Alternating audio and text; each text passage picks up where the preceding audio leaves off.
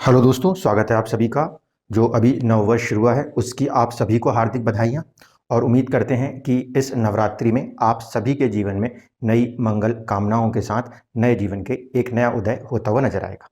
आप में से बहुत सारे लोगों ने एक बात कही कि शनि का जो गोचर हो रहा है उसको लेकर एक विस्तृत बातचीत की जाए। तो आज हम एक एक लगन के अंदर किस तरह से ये मूवमेंट्स होंगी उसका पहले एक जनरल ओवरव्यू बनाने की कोशिश करते हैं। इसके बाद स्पेसिफिक करेंगे कि लगन बाय लगन अगर हम जाते हैं तो क्या चीज़ें हमको समझनी पड़ेंगी। इस वीडियो से एक आउट फ्रेम सभी लगनों के लिए आपको तकरीबन तकरीबन मिल जाएगा।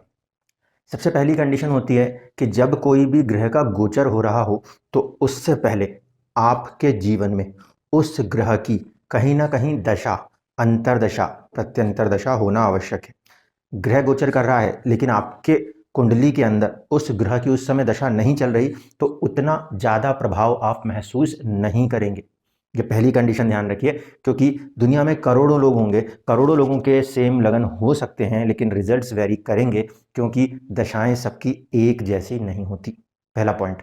दूसरा पॉइंट, जब भी हम कोई ऐसे मास लेवल पे बात करते हैं जो कि बहुत बड़े लेवल पे काम हो, वहाँ पर आपको एक और चीज़ को ध्यान रखना पड़ेगा। वो चीज़ ये होती है कि आपकी अपने जन्म के समय की कुंडली में भी ग्रह अलग अलग परिस्थितियों में बैठा है। उस परिस्थिति के साथ ही उसको पूरे जीवन के अंदर रिजल्ट करना है। कभी उसको बल प्राप्त होगा और कभी वो कमजोर होगा गोचर की स्थिति में। बस इतना ही वेरिएशन आएगा, लेकिन जो रिजल्ट होगा वो कहीं ना कहीं आपके अपने बर्थ चार्ट में जो उसके कुछ कॉन्ट्रैक्ट्स हैं, जो उसके वहाँ पर कर्म हैं निर्धारित, वो उसके इर्द गिर्द ही घूमेगा। 12 खंड हैं कुंडलियों के अंदर, 12 खंड में जन्म के समय का शनि अलग अलग जगह बैठा होगा, तो उस हिसाब से वो प्रभाव में रिजल्ट्स भी सभी लोगों को अलग अलग देगा। यहाँ पर इस समय जो कॉमन कंसर्न्स हैं वो उसको लेकर डील करने की कोशिश करूँ, जिससे कि आपको ये जो बार बार इतने सारे वीडियोस आप लोगों ने शेयर कर दिए कि ऐसा हो रहा है वैसा हो रहा है, उससे पहले खुद को बाहर निकालिए। ठीक है। पहली कंडीशन, अगर हम मेष लगन के अंदर बात कर लेते हैं सबसे पहले, तो मेष लगन में ये देखिए कि शनि किस तरीके का ग्रह है। 10वें का स्वामी और 11वें का स्वामी। लगन कैसा है? चर। 1, 4, 7 और 10 ये चर लगन माने जाते हैं। जब कभी भी चर लगन हो तो ऐसे स्थिति में आपका 11वें का स्वामी जो होता है वो बाधकेश माना जाता है। ठीक है। अब 11वें का स्वामी यहाँ पे जब बाधकेश होता है तो जिस जगह पे वो बैठेगा उस जगहों पे बाधा उत्पन्न करने की कोशिश कर देगा। इस नियम को आपको लेके चलना है। अभी यहाँ पे नहीं लगाइएगा, सबसे पहले इस नियम को लगाइएगा अपनी कुंडली में, जन्म कुंडली में शनि जिस भी भाव में बैठा है वहाँ कहीं पे कुछ ना कुछ अड़चने, कुछ ना कुछ बाधाएं वो दे देगा। वैसे शनि का कारक तत्व लेके चलें तो विलंब करना या बहुत ज़्यादा उस चीज़ के ऊपर कर्म कराना, ये उसकी स्थिति होती है। लगन के हिसाब से देखा जाए तो ग्रह कैसा है? 10म का स्वामी, केंद्र का स्वामी न्यूट्रल हो जाएगा और 11वें का स्वामी कोई बहुत पॉजिटिव नहीं है। इस हिसाब से देखा जाए तो प्लेनेट न्यूट्रल है, अगर बुरा नहीं कर रहा बहुत अच्छा भी नहीं करने जा रहा, तो हम उसको मानते हैं कि ग्रह जो है वो सामान्य रूप से अपने कर्म को करने के लिए आगे बढ़ेगा। ओके ओके कह सकते हैं। लेकिन जैसे हम कहेंगे बाधकेश है तो उस समय ये समझिएगा कि ये ग्रह जहाँ कहीं भी बैठेगा वहाँ पर आपको किसी न किसी रूप में अपने स्टेटस या अपने नेटवर्किंग के प्रभाव के साथ चुनौती देता नजर आएगा। First and the last point. अब ये सिर्फ बात अभी मेष लगन को लेकर भूली मैंने, क्योंकि ये कंडीशन 11वें के स्वामित्व के साथ आती है यदि लगन जो है वो चर राशि का हो तब। इस समय की स्थिति में जब हम शनि के गोचर को देखेंगे तो शनि का गोचर 12वें भाव में हो रहा है। अब ये 12वां भाव किन चीज़ों को दर्शाता है? 12वां भाव दर्शाता है चिंताओं को, 12वां भाव दर्शाता है आपके बेडरूम को, 12वां भाव दर्शाता है आपकी नींद को, 12वां भाव दर्शाता है आपके विदेश, 12वां भाव आपका दर्शाता है अस्पतालों के अंदर के खर्चे, 12वां भाव दिखाता है आपके चैरिटी के ऊपर होने वाले कर्म। इन सबको 12वां भाव दिखाता है और उस भाव के अंदर शनि जैसा ग्रह जाके बैठने वाला है। अब जब यहाँ पे शनि की प्लेसमेंट होगी और इस कुंडली के लिए वो ग्रह एक तरीके से न्यूट्रल है, सामान्य है, और वो 12वें घर में जाके बैठ जाएगा तो कोई बहुत ज़्यादा डैमेजिंग इफेक्ट नहीं कहा जाएगा। पहली कंडीशन, बहुत ज़्यादा डैमेजिंग इफेक्ट नहीं है। शनि अगर छठे में बैठे, 8वें में बैठे और 12वें में बैठे तो वो इतना कोई तूफान मचाने की स्थिति नहीं दिखाता। पहली कंडीशन। लेकिन अब इसके अंदर बात को थोड़ा सा समझिएगा। स्वामित्व उसके पास कहाँ का है? 10म का है, और स्वामित्व उसके पास कहाँ का है? 11वां का है।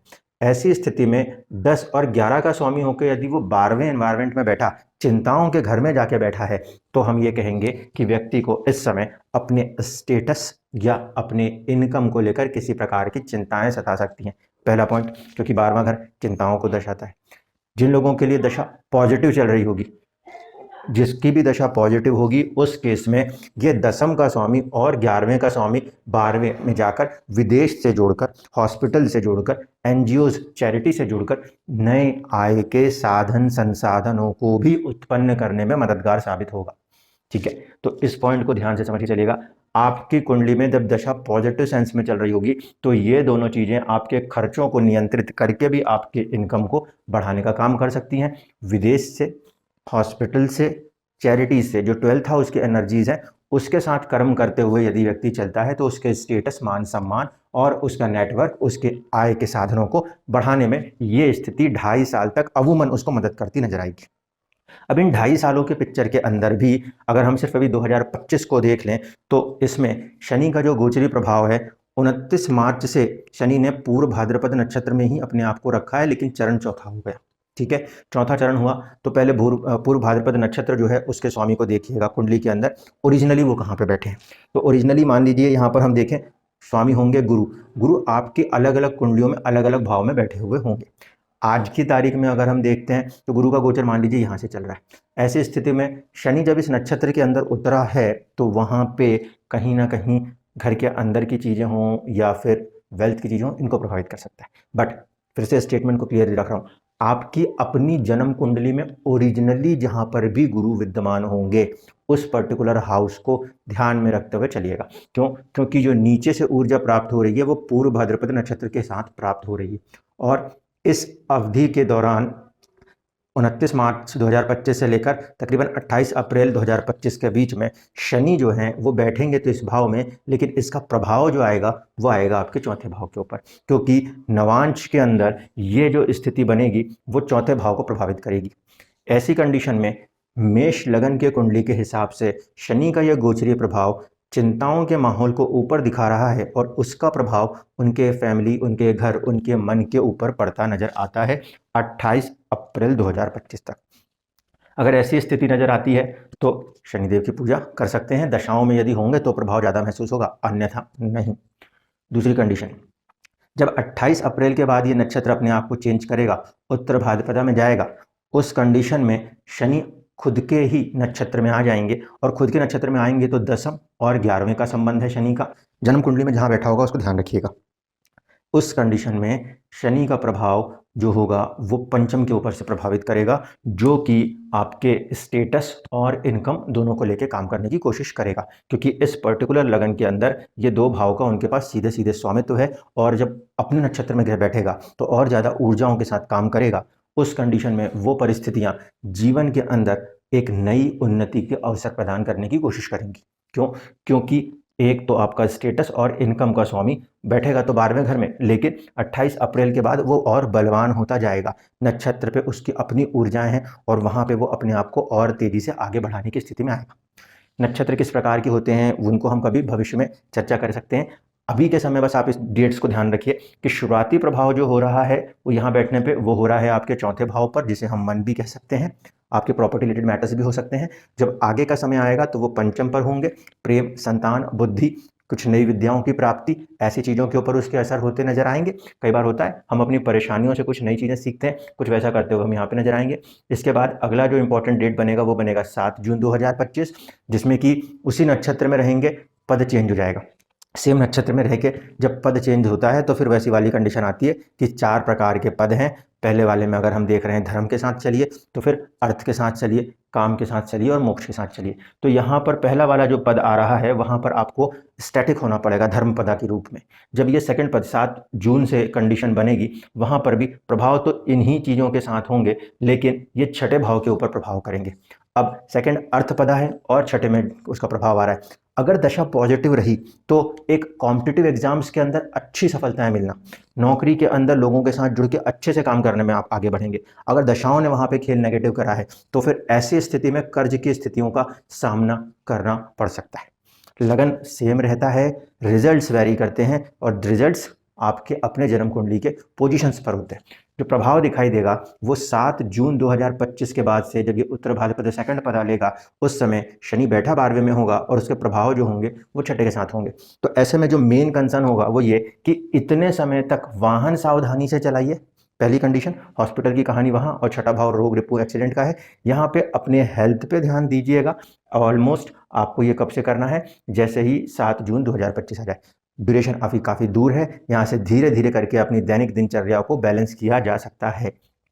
जब 18 अगस्त का समय आएगा तब ये फिर एक पद आगे बढ़ेगा और पद आगे बढ़ने के बाद रेट्रो हो जाएगा, यानी कि वक्र अवस्था में आ जाएगा। वक्र अवस्था में आने पर 12वें भाव में बैठ के ग्रह अगर और थोड़ा सा बल हासिल करता है, यानी कि सूर्य से दूरी बनाता है, उस कंसर्न कंडीशन में इस बात को ध्यान रखिएगा कि इन चीज़ों का प्रभाव फिर पीछे की तरफ वापस रिटर्न होने की कोशिश करेगा। यानी कि चीज़ें थोड़े समय के लिए ऐसा लग रहा होगा कि चीज़ें कंट्रोल से थोड़ी बाहर होती हुई महसूस हो रही है, क्योंकि ग्रह अत्यधिक बल के साथ उन प्रभाव को दिखाने की कोशिश करेगा। और जब यही चीज़ पॉजिटिव वे में काम करेगी तो उसमें भी थोड़ा सा काम किया और बहुत ज़्यादा नाम हो गया। ऐसी स्थितियों को उत्पन्न कर देगा जब दशाएं पॉजिटिव आएंगी। नेक्स्ट मूवमेंट जब वो करेगा तो वो होगा 3 अगस्त 2025। 3 अगस्त 2025 की कंडीशन में ये रेट्रो रहते हुए ही आगे मूव करेगा। रेट्रो रहते हुए जब ये आगे मूव करेगा तो उस कंडीशन में भी ये प्लेसमेंट 4th हाउस को इफेक्ट करती हुई नजर आ सकती है। ऐसे स्थिति में प्रॉपर्टी रिलेटेड काम, घर के अंदर की कोई भी चीज़ें, मन के ऊपर के प्रभाव, इस लगन के ऊपर वो तकरीबन 3 अगस्त 2025 तक फिर से बनते हुए नजर आ सकते हैं। तो मोटे मोटे फ्लैश में अगर हम बात कर रहे हैं, मेष लगन के अंदर प्लेसमेंट शनि की 12th हाउस में है, जो कि 10वें और 11वें का स्वामी होकर बैठा है। अगर 12वें भाव से जुड़ी हुई चीज़ों पे कर्म, क्योंकि शनि कर्म का ग्रह है, उस पर कर्म करते हैं तो फिर उन्नति और साथ साथ आर्थिक उन्नति भी दिखाने की कोशिश करेगा, नेटवर्किंग की कोशिश करेगा। अगर हम उसके ऊपर कर्म नहीं करते तो वो चिंताओं का भाव है, और शनि दुख रोग का कारक तत्व है। कर्म का कारक तत्व जब वो नहीं पूरा कर रहे, हम उसके प्रति कर्म नहीं कर रहे, तो जाहिर सी बात है रोग और दुख का तत्व वो उठा के ले आ जाएगा। आप कुछ नहीं करें, बैठे रहें, आपके शरीर में हजारों बीमारियां पैदा कर सकता है। ऐसी कंडीशन में जहाँ पे हम कर्म नहीं कर रहे उस भाव से जुड़कर, तो फिर थोड़ा सा सावधानी रखिए, जीवन में फिर डिसिप्लिन रखिए, और कहीं ना कहीं उसके दम पे आपको आगे आना पड़ेगा। क्योंकि यहाँ पे बैठा हुआ शनि प्रभाव किन किन घरों को कर रहा है इसको देखिए। इसकी एक दृष्टि जो कि तीसरी दृष्टि होती है वो आर्थिक भाव को प्रभावित कर देगी। इसकी एक दृष्टि जो कि 7वीं होती है वो आपके छठे रोग रिपू ऋण नौकरी के भाव को प्रभावित कर देगी। इसकी 10वीं दृष्टि जो यहाँ से चलेगी वो आपके भाग्य को प्रभावित करने की क्षमता रखती है। इस लिहाज से देखा जाए तो शनि ग्रह का यहाँ पे होने वाला गोचर, जो कि आपके 10वें और 11वें का स्वामी है, वो आपके फैमिली, कुटुंब, आपकी सेविंग्स को प्रभावित करने की क्षमता रखता है। रोग रिपू ऋण, कॉम्पिटिशन्स के अंदर जीतने की क्षमता, उनको भी प्रभावित करने की शक्ति रखता है। और साथ साथ वो आपके भाग्य के स्थान को देख रहा है, यानी कि भाग्य को थोड़ा सा पीछे रखकर इस समय कर्म की प्रबलता यदि बढ़ाई जाएगी तभी ही भाग्य के द्वार यहाँ पे खुलते हुए नजर आएंगे। क्योंकि भविष्य में गुरु का गोचर जो है वो आपके तीसरे और चौथे भाव से होते हुए नजर आएगा। चौथे भाव के ऊपर गुरु के प्रभाव भविष्य में होने हैं, इसलिए मन और प्रॉपर्टी, इनसे जुड़ी हुई चीज़ों की बात बार बार कही गई। गुरु इस लगन के अंदर साथ ही साथ 12वें का भी स्वामी होता है, और शनि जैसा ग्रह जब गुरु की राशि में बैठेगा, गुरु के तत्व में बैठेगा, तो बहुत ज़्यादा नेगेटिव नहीं करता। इस लिहाज से अगर बात करें तो ओवरऑल कंटेक्स्ट में ये ट्रांजिट इस पर्टिकुलर लगन के लिए न्यूट्रल है। अब अपने अपने कर्म के हिसाब से, अपनी अपनी कैपेसिटी, अपने अपने पेशेंस के हिसाब से आपको रिजल्ट्स जो मिलने हैं वो तकरीबन इन ड्यूरेशंस के अंदर 4th, 5th और 6th हाउस के इर्द गिर्द इस साल में रिजल्ट्स मिलते हुए नजर आएंगे। ये डेट्स को ध्यान रखिएगा। अब यहाँ पे हम लगन को यदि चेंज करते हैं, मान लीजिए यहाँ पे किसी का जन्म जो है वो टॉरस में हो गया, तो अब यही रोल बदल जाएगा, क्योंकि इस कंडीशन में यहाँ पे शनि जो होता है वो योग कारक हो जाता है। ठीक है, जब शनि योग कारक होता है तो इसका ये अर्थ नहीं है कि वो सब कुछ बहुत बढ़िया ही बढ़िया करेगा, अपने कारक तत्व को भूल लेगा, नहीं, इसको हमेशा याद रखना होता है। उस स्थिति को समझने के लिए देखते हैं कि क्या कंडीशन है ये बना सकता है। अगर किसी व्यक्ति का जो जन्म लगन है वो देखने को मिल रहा है 2 नंबर का। एक और बात है जिसको कि साथ ही साथ याद रखिएगा, वो ये कि अभी ये चर्चा जो हम कर रहे हैं, ये चर्चा हम लगन के आधार से कर रहे हैं। व्यक्ति का मन जो कि चंद्रमा से देखा जाता है, वहाँ से प्लेसमेंट को जरूर देखिएगा, क्योंकि अगर व्यक्ति का मन ही खुश नहीं है तो परिस्थितियों में उसके सामने चाहे जो रख दीजिए, व्यक्ति उदास हो जाता है। इस बात को बिल्कुल क्लियर रखिएगा। चंद्रमा से प्लेसमेंट को लेकर डिस्कशन बाद में करूंगा, नहीं तो बहुत सारी चीज़ें हौच पौच हो जाएंगी। लगन के हिसाब से जब बात करता हूँ तो मटीरियली बात करता हूँ, जब चंद्रमा से करेंगे तो मनोस्थिति को दर्शाने की बात करेगा। अगर यही कंडीशन टॉरस के साथ आती है तो शनि की प्लेसमेंट अब इस समय हो जाएगी आपके लिए 11वें घर में। 11वां घर जो होता है वो इनकम को रिप्रेजेंट करता है, बड़े भाइयों को रिप्रेजेंट करता है, आपके नेटवर्किंग को रिप्रेजेंट करता है। शनि का तत्व क्या है? उसका कारक तत्व ही है या तो कठोर मेहनत या फिर रोग और दुख। ऐसी स्थिति में अगर हम सबसे पहली बात करेंगे तो इस पर्टिकुलर लगन के अंदर, लगन जो है वो कैसा है? लगन है आपका स्टैटिक, स्थिर लगन है। स्थिर लगन हो जाए तो 9वें का स्वामी बाधक हो जाता है, बाधकेश हो जाता है। इस परिस्थिति में शनि बाधक बाधकेश होकर अगर 11वें घर के ऊपर से गोचर करता हुआ नजर आता है तो इसमें से दो बातें हो सकती हैं। दशा यदि अड़चनों परेशानियों की चले तो आप कठोर मेहनत करके भी अपना रिकॉग्नाइजेशन नहीं बना पाएंगे। आप दूसरों के साथ जुड़ के काम करने की नेटवर्किंग में चैलेंजेस फेस कर सकते हैं, इसको ध्यान रखिएगा। कारण क्योंकि ये जो पर्टिकुलर हाउस है वो गेंस का तो है, ऐसा लिख तो दिया है शास्त्रों से कि 11वें घर में बैठा हुआ हर ग्रह जो है वो लाभ देता है, लेकिन ऐसा नहीं है। 11वें में बैठा हुआ ग्रह भी अपने लाभ के साथ दूसरे तत्वों का प्रभाव जरूर रखता है। तो यहाँ पर ये देखना पड़ेगा, भाग्य का स्वामी और दशम का स्वामी होने के कारण ये एक योगकारक ग्रह है। अगर वो चीज़ों में विलंब करता भी है, अड़चने पैदा करता भी है, तो आप में कुछ ना कुछ निखार के लेकर आएगा। मेक श्योर अगर वो विलंब करता भी है तो भी आपके जीवन में कुछ ना कुछ निखार के लेकर ही आएगा। इस स्थिति को ध्यान में रखते हुए आगे बढ़ना पड़ेगा। अब देखिए शनि का यहाँ पे जब गोचर होगा तो प्रभाव यही है। 29 मार्च 2025 से देख रहे हैं तो पूर्व भाद्रपद नक्षत्र यानी गुरु आपकी कुंडली में कहाँ बैठा है? बिहाइंड द सीन, वो ऊर्जा उसके लिए काम करेगी। और उतने समय तक, इतने ड्यूरेशन के बीच में ये शनि पराक्रम, कम्युनिकेशन, इन चीज़ों के ऊपर कर्म करता हुआ, छोटी यात्राएं, तीसरा भाव जो होता है बिहाइंड द सीन, उसको प्रभावित करता हुआ नजर आएगा। पहला पॉइंट हो गया। बैठा है वो गुरु के नक्षत्र में, और गुरु जो है वो कहीं ना कहीं अष्टम और 11वें दोनों के स्वामी है। तो ये भी हो सकता है जिसे कहते हैं कि जीवन में लॉटरी लग जाए, अचानक से कोई बड़ा लाभ प्राप्त हो जाए। अगर आपकी कुंडली में शनि ऐसे भाव स्थितियों को लेकर आया है जिसमें से कि तीसरा, 7वां या फिर 11वां जो आपके काम त्रिकोण के भाव हैं उनमें अगर कुछ वृद्धि करता हुआ नजर आता है तो ये पॉसिबिलिटीज हैं। अर्थ त्रिकोण के भाव में दूसरे भाव, छठे भाव और 10वें भाव का शनि भी प्रभाव दे सकता है, आर्थिक उन्नति के लाभ के अवसर दे सकता है अचानक से। इसके बाद यहाँ पर जब 28 अप्रैल के बाद से देखेंगे तो अपने खुद के नक्षत्र में जाएगा। प्लेसमेंट को ध्यान रखना पड़ेगा, कोशिश करेगा आपके भाग्य और आपके स्टेटस को एक प्रकार से बल देने की, लेकिन जिस अवधि में वो ये बल को देगा उसका पूरा प्रभाव या तो आपके फैमिली लाइफ के ऊपर पड़ जाएगा या आपके मन के ऊपर पड़ जाएगा, क्योंकि उस समय जो नवांश स्थिति होगी वो रहने वाली है चौथे भाव के इर्द गिर्द। 7 जून 2025 से देखेंगे तो ये स्थिति अवमन जो है कहीं ना कहीं आपके पंचम, बुद्धि, प्रेम, संतान, विद्या, इन भावों को प्रभावित करती नजर आएगी।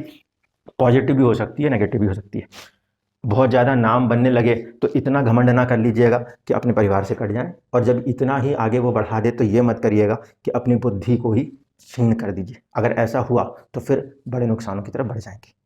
लेकिन अगर कंट्रोल्ड वे में यहाँ से आपकी उन्नति जो हो रही है उससे अपने आप को आगे बढ़ाते हैं तो फिर ये दोनों जगहों पर आने वाली चुनौतियों से निपटा जा सकता है।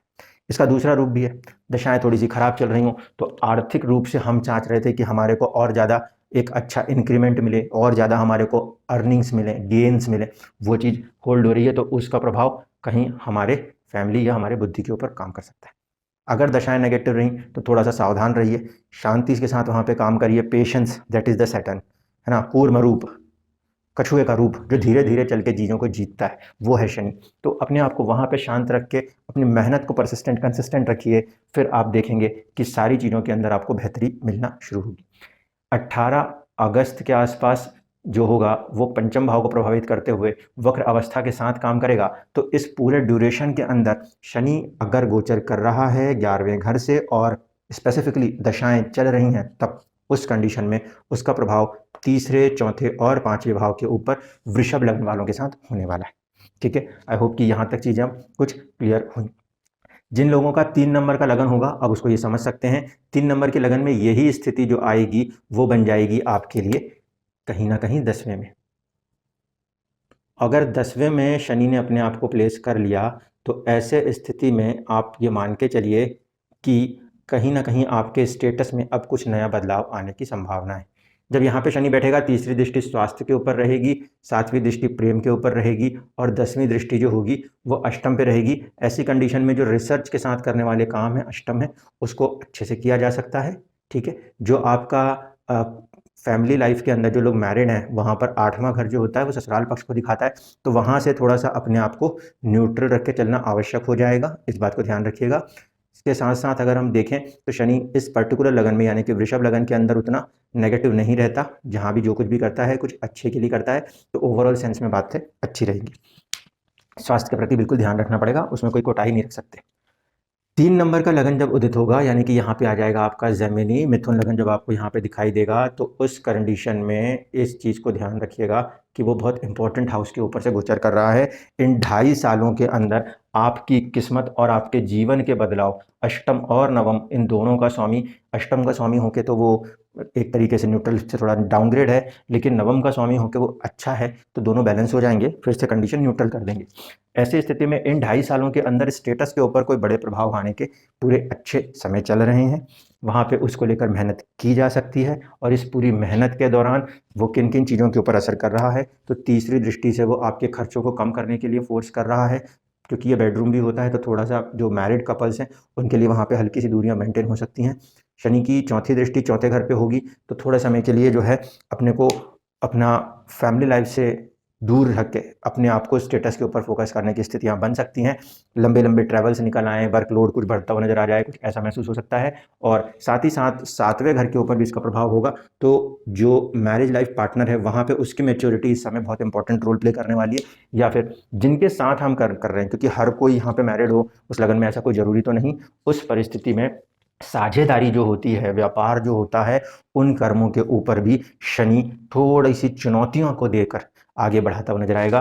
9वें का स्वामी है, जहां देखेगा वहां अच्छा करने की कोशिश करेगा, बट अष्टम का स्वामी और बीइंग अ सैटर्न धीरे धीरे करके जीवन को जीवन की तरह सिखा के बढ़ाता है, ये शनि है।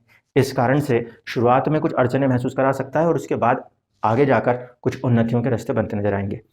नक्षत्र पॉइंट ऑफ व्यू से फिर से इन डेट्स को ध्यान रखिए और डेट्स के साथ देख लीजिए। पहली कंडीशन जब हो रही है तो वो 4 नंबर की राशि यानी कि आपके सेविंग्स, कुटुंब, इन चीज़ों को प्रभावित कर रहा है 29 मार्च से लेकर 28 अप्रैल तक। इसके अंदर की कमी हो सकती है, इसके अंदर की बढ़त हो सकती है। दशाएं पॉजिटिव हैं तो ग्रोथ दिखाएंगी, और अगर दशा थोड़ी ऊपर नीचे रहेगी तो चुनौतियां दिखा देंगी। तो सेकंड हाउस कुटुंब का होता है, फैमिली का होता है, सेविंग्स का होता है, इसके ऊपर प्रभाव महसूस हो सकता है 29 मार्च से लेकर 28 अप्रैल तक। इसके बाद जब ये इस पर्टिकुलर नक्षत्र के साथ बैठा है तो गुरु यानी कि दसम और सप्तम, और आपकी कुंडली में गुरु जहां बैठा है, उन प्रभावों को बहुत तेजी से दिखा रहा है। जब ये शनि उत्तर भाद्रपद नक्षत्र में आएगा तो अष्टम अचानक के तत्व और भाग्य के तत्व, इन दोनों तत्वों को भी बल लेकर काम करने की कोशिश करेगा।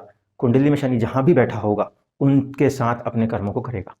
दसम यानी स्टेटस को प्रभावित करेगा, लेकिन इस समय में वो तीसरे भाव की ऊर्जा में नवमांश में काम करेगा, यानी कि जीवन में इतने समय के लिए व्यक्ति को अपना पराक्रम, अपना पुरुषार्थ, अपना धैर्य, अपना साहस का प्रयोग करना पड़ेगा।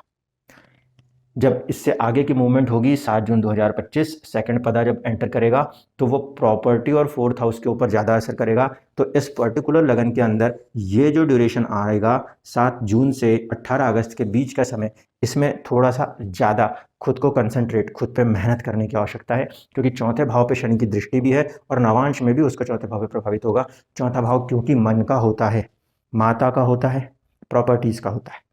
ऐसे स्थिति में इस चीज़ के ऊपर आने वाले प्रभाव से आपको व्याकुल नहीं होना है, निराशावाद नहीं लेकर आना है। इस पे आपको यहाँ पे मेहनत करनी पड़ेगी, क्योंकि दृष्टि भी आ रही है, यानी कि इस साइड से अगर बहुत ज़्यादा स्ट्रेस आता है तो फिर हमारे लिए एक नई चुनौती पैदा होती है। तो मेंटली खुद को पहले से प्रिपेयर रखना पड़ेगा इतने ड्यूरेशन के अंदर। 3 नंबर के केस में जून से लेकर अगस्त तक। अब ये नेगेटिव और पॉजिटिव दोनों होता है। कई बार क्या है, वर्कलोड बढ़ रहा है, व्यापारी व्यक्ति के लिए वर्कलोड बढ़ रहा है, तो फिर तो उसका काम बढ़ के उसको आखिरकार फायदा ही होने वाला है, कोई नेगेटिव सेंस नहीं है।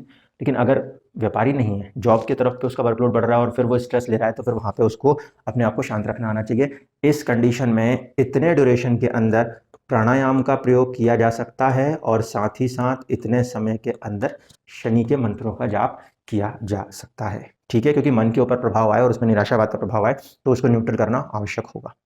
इसके बाद यहाँ से फिर ये वक्र अवस्था को लेकर चलेगा, तो पूरी पिक्चर जो रहने वाली है इस पूरे साल के अंदर वो आपके 4th हाउस प्रॉपर्टी और मन के ऊपर, आपके पराक्रम के ऊपर और आपके सेविंग्स के इर्द गिर्द घूमती हुई नजर आएगी, क्योंकि अष्टम इन्वॉल्व हो रहा है। अष्टम इन्वॉल्व हो रहा है तो कुछ भी चीज़ें अचानक अचानक से हो रही है, या कई बार हम सोचते हैं कि अच्छा इसमें तो बुरा ही होगा, लेकिन ऐसा नहीं, उसमें बहुत अच्छा भी हो जाता है।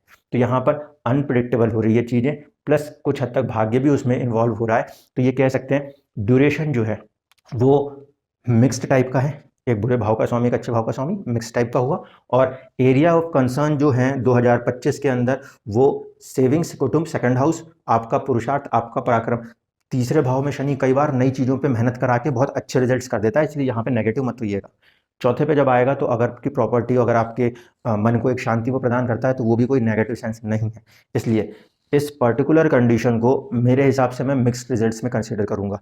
बस कंडीशन ये है दशा शनि की हो, शनि की दशा ना हो तो फिर हम यहाँ जो चर्चा कर रहे हैं उसको हटाना पड़ेगा। जो भी ग्रह की दशा चल रही है, जिस तरीके से इस ट्रांजिट को रीड कर रहे हैं, वैसे ही उन ग्रहों के ट्रांजिट्स को, उनके नक्षत्र की कब मूवमेंट्स है उनके साथ देखेंगे तो आपको वो सारी पिक्चर क्लियर हो जाएगी।